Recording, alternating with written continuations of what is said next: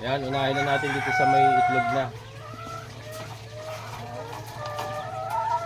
Hanapin natin. Ang ano kasi mga kabukas, ang nangingitlog, buka ang sipit-sipitan niya, buka. Yung sipit-sipitan niya rito. Ay.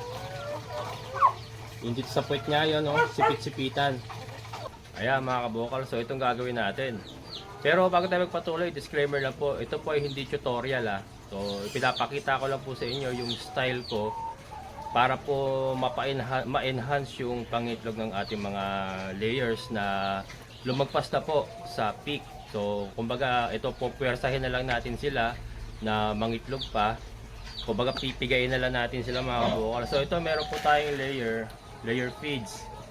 Yan. Ang ating po mga layers, kailangan po niya ng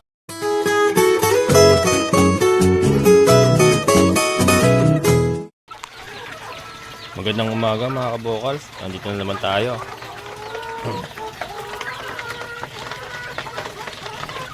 Ating mga hito.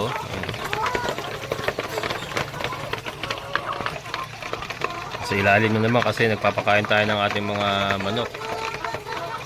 Yan. Tagasimot ng nalalaglag na pagkain.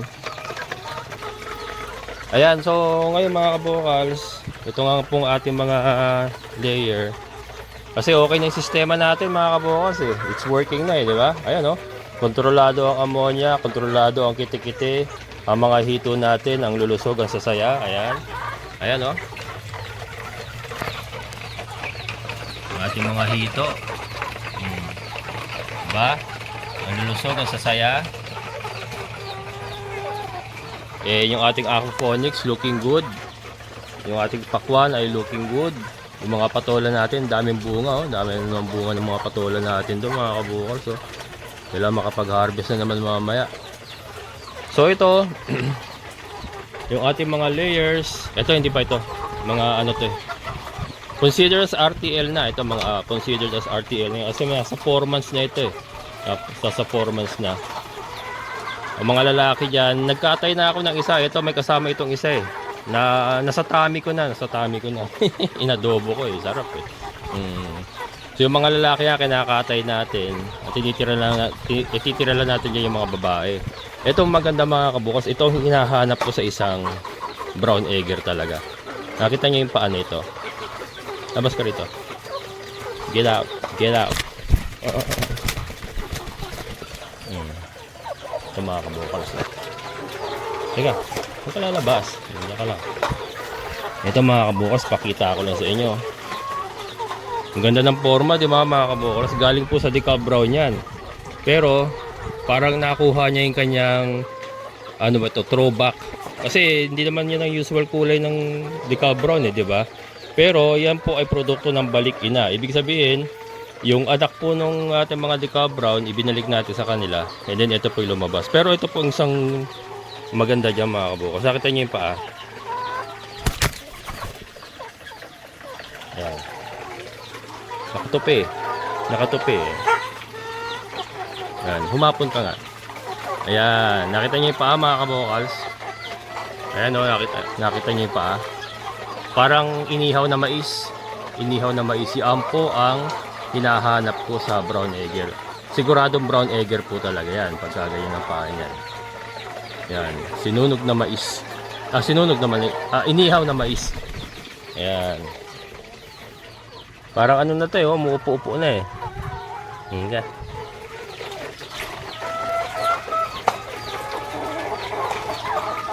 Yan.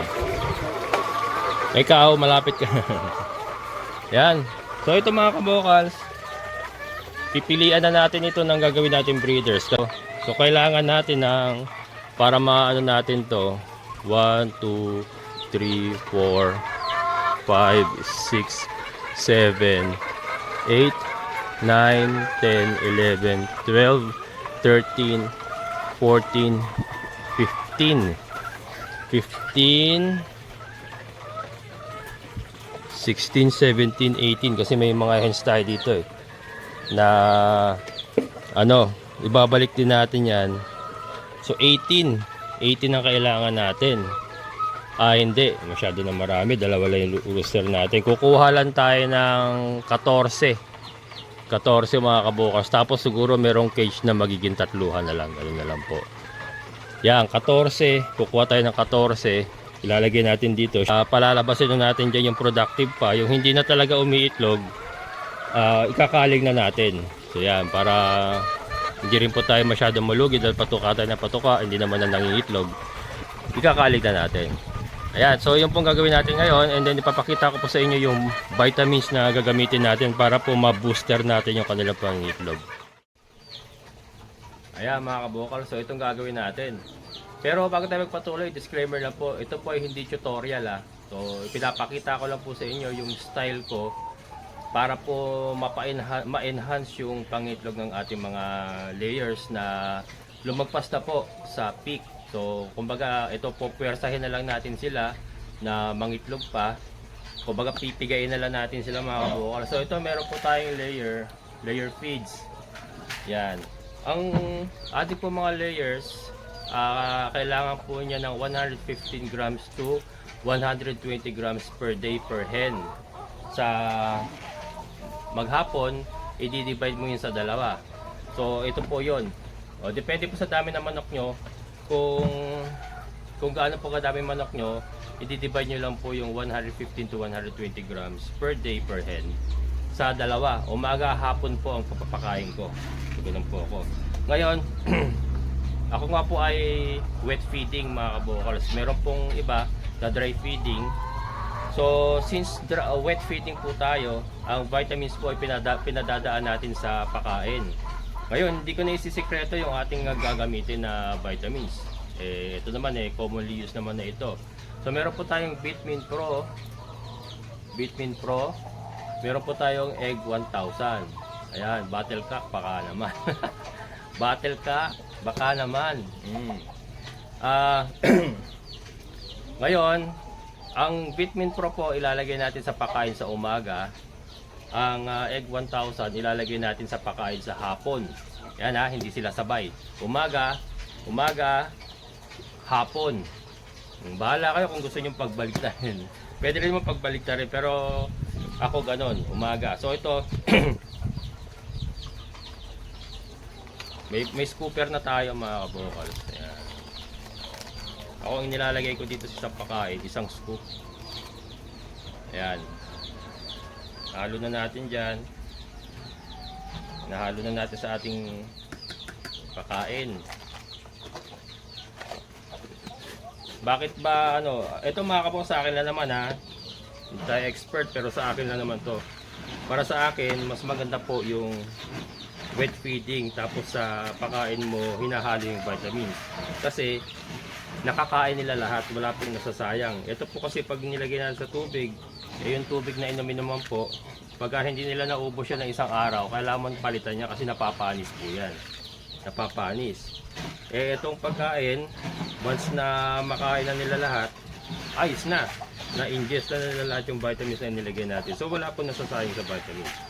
Yun naman po yung dahilan ko dyan kung bakit mas gusto ko yung dry feeding. Kasi mas madali po akong nakapaglalagay ng mga vitamins sa layers. Ito po sa layers mga kabukals Ayan. Tapos ito lalamasin ko lang ganyan. Babasain natin. Tapos lalamasin natin. Hayaan lang natin ma-dissolve. May nakawala May nakawala. Nakalusot ka naman sa net mo. Butas-butas kasi yung net. Ayusin ko pa yung net dito sa breeding area. Ayan, unahin na natin dito sa may itlog na. Hanapin natin. Ang kasi mga kabukas, ang nangingitlog. Buka ang sipit-sipitan niya, buka. Yung sipit-sipitan niya rito. Yung dito sa puwet niya, yun sipit-sipitan. Pag nangingitlog yan, dapat buka. Yung natin yung isa.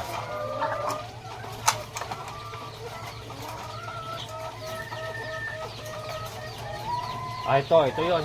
Ayan, naupo Naupo mga kabukas Pag kinukuha ko siya. Naupo siya. Tapos, Ano, naupo siya mga kabukas pagka nahawakan. Tapos yung sipit-sipitan niya, ayun, buka. Buka yung sipit-sipitan niya. Tapos matambok yung ano, yung puwet niya. So itong itlog na to, itong itlog na to I assume sa kanya ito. Kasi ito isa sarado yung sipit-sipitan, yung isa naman maliit. Maliit ito. Ang itlog niya, kabisado ko itlog niyan, maliliit ang itlog niyan eh. So hindi sa kanya yun. Hindi sa kanya to kasi malaki itong itlog na ito eh. So ito yung isa nating gagawing breeder nyo ngayon. Ayan. Maganda yung balahibo, maayos. So yun po.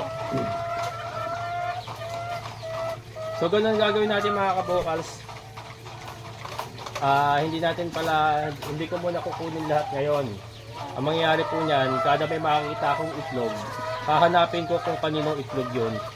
Siya kung ilalagay doon sa ating breeding area. Kasi kailangan natin ng productive pa talaga as breeders para para magpatuloy yung ating pagpo-produce ng mga layers natin. So ito, hindi ko muna kukunin lahat ng gagawin natin inahin. Isi-select natin by means of yung egg production nila. Egg production. Ayun nga, yung ganun po yung ganun po yung paghahanap ng kung sino yung nangitlog sa kanila. Tignan mo, pag hinawakan mo, uupo yan. Tapos, kapain mo yung sipit-sipitan, kailangan niyang buka. Buka yung sipit-sipitan niya. Kasi, doon mo malalaman kung laying yung yung buka. Pagka sarado kasi yan, pag magkalapit yung sipit-sipitan, ibig sabihin hindi po nangingitlog yun. Ayan, so ito, dito na. Pakawala na natin dito. Tingnan natin yung isa.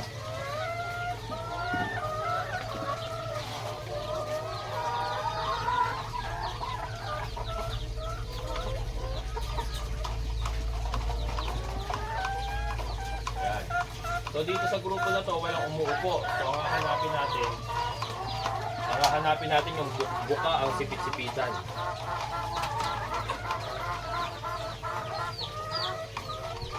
Wala, sarado ito, sarado.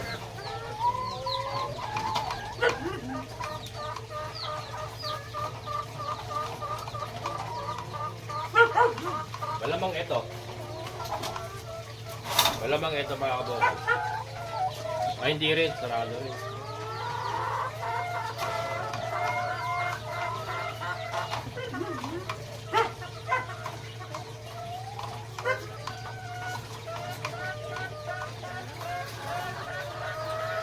Yun.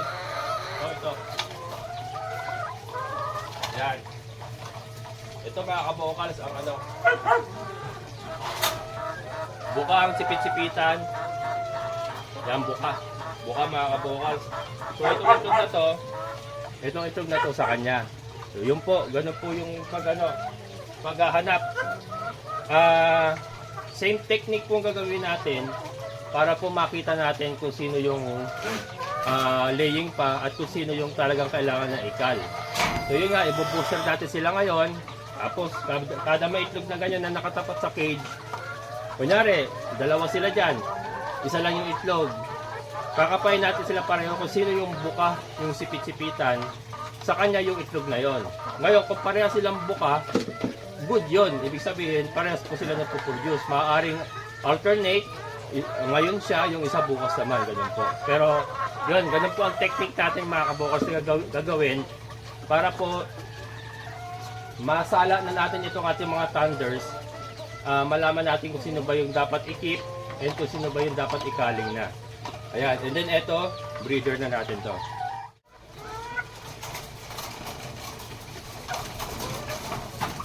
Ayan mga kabukas, magpapakain na tayo.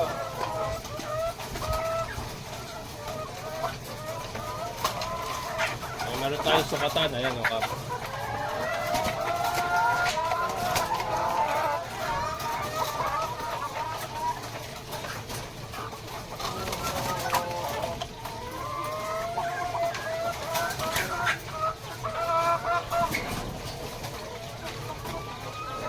Cover ako kasi yung siyempre nagpipiglasan sila, yung balahibo ba, yung maliliit na balahibo bumabagsak. Na-irritate ako kasi nga hindi gumagaling-galing ating ubos ito.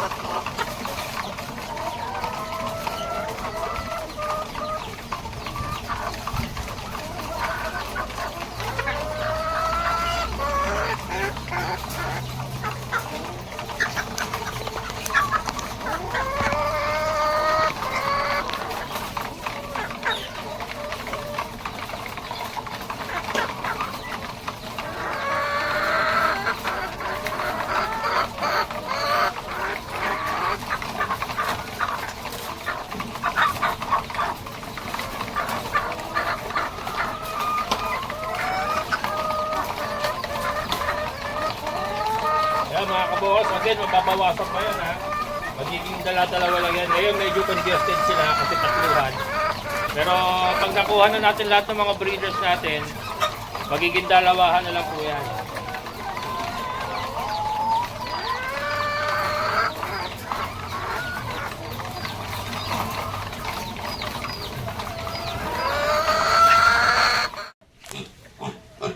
So, ayan na yung dalawang yung unang, yung isa. Yung unang dalawang hen na pinull out natin na nangingitlog. Yan. So, maganda rito sa dalawang rooster natin magkasundo. O, yung isa. Magkasundo sila, hindi sila nag-aaway mga kabokals. Kaya, ang ganda nung setup natin na andito sila sa silong, tapos may makasama silang hen. So, nagbi-breed na sila. Mas maganda yung breeding nila kasi talagang malaking space na na gagalawan nila. Ito yung isa. Kada meron akong makikitang nangingitlog ay mailalagay na kagad natin dun sa ating breeding area. Ayan, pasyalan muna natin yung mga pakwan mga kabokals bago tayo magtapos. Hindi tumuloy yung bagyo ha. Ay tumuloy yung bagyo, ibig sabihin yung ulan ba dito sa Bulacan ay hindi ganun kagrabe. Ayan. Sila ang mag-boyfriend ngayon. Maaraw maaraw. Marami yung patola, magluluto kong patola mamaya. Laki na mga kabokals. Kita nyo ba? Sorry, maano sa araw masalubong sa araw. Laki na Ito pang isa laki na rin Ayan, ang ganda na natubo nila. Gumanda ang tubo nila kaysa yung pinipilit natin silang tumaas. Mas gumanda ang tubo nila. Kasi yan ang nature nila mga kabokals, yung lang sa lupa, di ba? Kumakatay lang sa lupa. Yan ang nature nila Yan. Kaya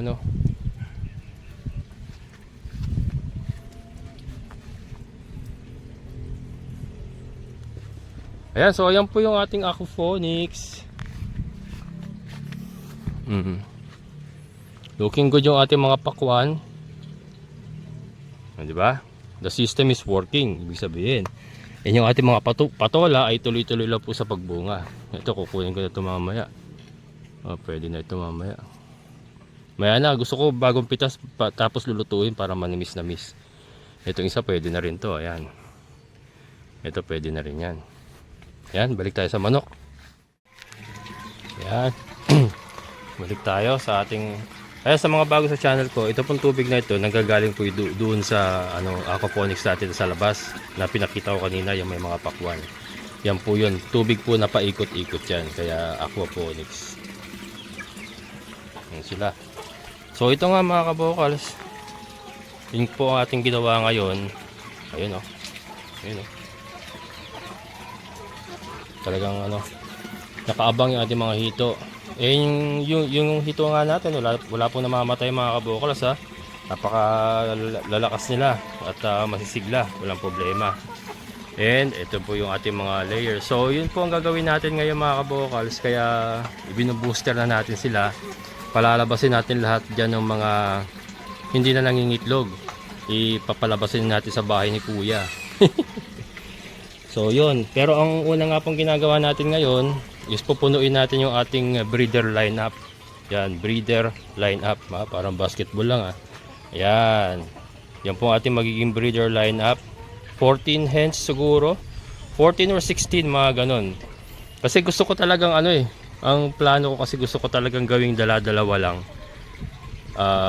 Pero syempre i-exclude din natin yung mga kailangan ikaling.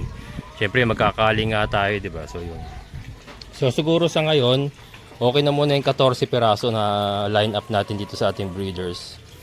Tapos noon, tuloy-tuloy tayo sa pull out ng mga hindi na or patuloy tayo sa pili ng mga nangingitlog pa. Gagawin ko diyan, pagsasama-samahin natin. So kunyari may nakita akong sa araw na to, pagsasama-samahin ko sa isang cage na ganyan.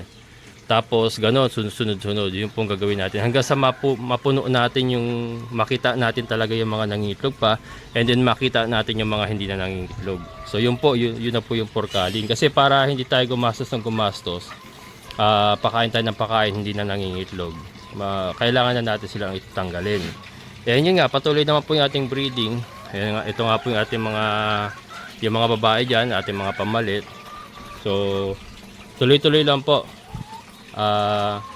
So yun po, sipit-sipitan mga kabukas ang ating tinitignan para po makita natin kung sino ba yung nangingitlog at sino yung hindi pa. Kasi madali naman po yun, katulad pinakita ko kanina, di ba? Sa 3 inahin may isang itlog, so hinanap natin yung buka ang sipit-sipitan. Luckily, isa lang po yung buka ang sipit-sipitan. Pero sabi ko nga, pagka halimbawa 2 po yung nakita natin buka ang sipit-sipitan, ibig sabihin yung isa nangingitlog din.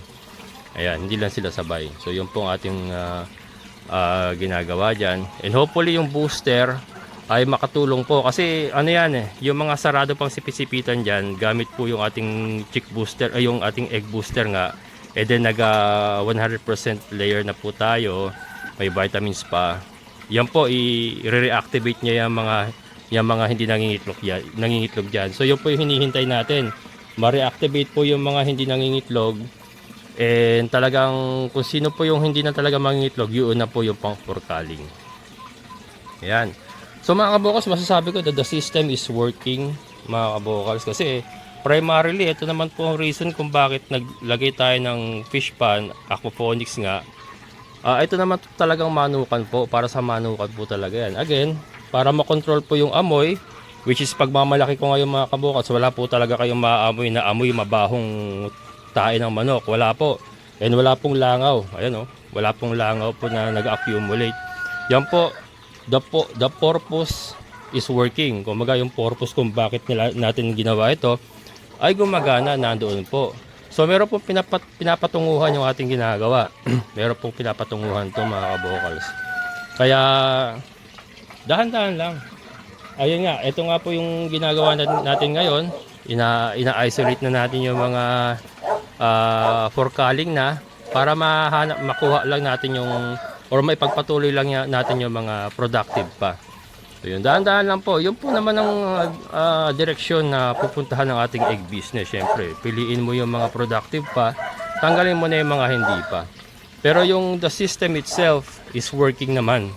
So meron po tayong pinapatunguhan dito sa ating ginagawa. And may pakinabang na. Ando na yung purpose eh. Nakokontrol natin yung amoy ng manok, nakokontrol natin yung langaw, and then yung mga hito natin, nakokontrol yung pagdami ng mga dumi sa ilalim. Kasi kinakain nila yung mga droppings. And then at the same time, yung mga lamok nga, nakokontrol din yun. Nakokontrol din yung ating mga hito. And yung ating mga pakwan ay looking good sa ating aquaponics. So, di ba? So, masasabi ko, the system is working. Although, meron pa pong mga nagagalit. Meron pa pong ayan. Meron pa pong mga galit na galit. Hindi ko maintindihan kung saan nila hinuhugot yung galit nila. At galit na galit dito sa ginagawa ko. Pero isa lang po masasabi ko dyan. Bahala kayo. Hindi ko kayo papansinin. At ako'y tuloy-tuloy lang po sa aking ginagawa. Hindi ko naman po kayo pinipirwisyo. Ayan. So, hanggang dito lang mga kabokas. Maraming salamat. Tuloy-tuloy lang po tayo. At unti-unti. May papakita ko rin sa inyo mga kabokals unti-unti na makikita nyo na gagana at makapagpuproduce po tayo ng itlog. And tuloy-tuloy po tayo sa pagpalit ng ating mga kailangan ng ikaling. Ayan, yung mga pamalit natin. Ayan, so kung meron pong galit na galit, meron naman po kung i-shoutout na sinusundan nyo po itong ating ginagawa kasi nasa Saudi po siya ngayon. So pag uwi niya siguro balak niyo pong gayahin yung ating style. Shoutout po kay, ewan ko pangalan niya talaga to sa messenger kasi Olbap Oiprak Jr. Yan from Saudi Arabia. Yan, binaliktad siguro yung pangalan. So ayun, nakakatuwa naman at meron din pong naniniwala at sumusubaybay. So doon na lang tayo sa tumingin sa mga naniniwala at huwag po natin pansinin yung mga nagagalit. Ayan, mag-hide na naman ako tuloy. Kaka-hide ko lang ng mga Hinahide ko kasi mga kabukals yung ibang, yung grabe naman, yung sobrang grabe na mag-comment. Kasi aminin ko nakaka-apekto rin yung mga kabukals pagka nababasa mo yung mga ganong komento na sobra ng galit na, hindi ko malaman kung saan nila pinupulot yung galit nila. Kapag ganun, hinahide ko na sila. So nakapagko-comment pa rin sila, siguro tuwan-tuwa sila nakapagko-comment sila, pero hindi nila alam na sila na lang yung nakakabasa ng comment nila. Naka-hide na kayo eh. Yan, para lang po hindi ako maapektuhan. Yun po yung ginagawa ko. At least, di ba, nakapagko-comment pa rin sila. Hindi nga lang nila alam na sila lang yung nakakabasa ng comment nila. Yan, sa mga grabe po, yung mga grabe pong mag-comment, ginagawa po natin yan. Para lang po hindi ako maapektuhan. Ayan. So maraming salamat. Hanggang dito na lang. Amazing na buhay.